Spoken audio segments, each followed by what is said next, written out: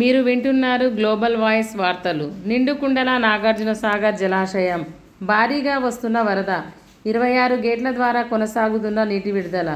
దాంతో బుధవారం సాయంత్రానికి శ్రీశైలం నుండి సాగర్ ప్రాజెక్టుకు ఇన్ఫ్లో 2,30,540 క్యూసెక్కులుగా నీరు కొనసాగుతుంది. దాంతో ప్రాజెక్టు అధికారులు ప్రధాన డ్యాం 26 రేడియల్ క్రస్ట్ గేట్ల ద్వారా 5 అడుగుల మేర ఎత్తి 2,71,596 క్యూసెక్ల నీటిని దిగువకు విడుదల చేస్తున్నారు.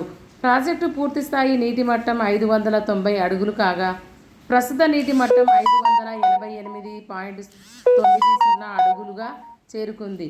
ప్రాజెక్టు పూర్తిస్థాయి నీటి సామర్థ్యం 312.0450 టీఎంసీలు కాగా, ప్రస్తుతం 308.7614 టీఎంసీల నీరు నిల్వ ఉంది.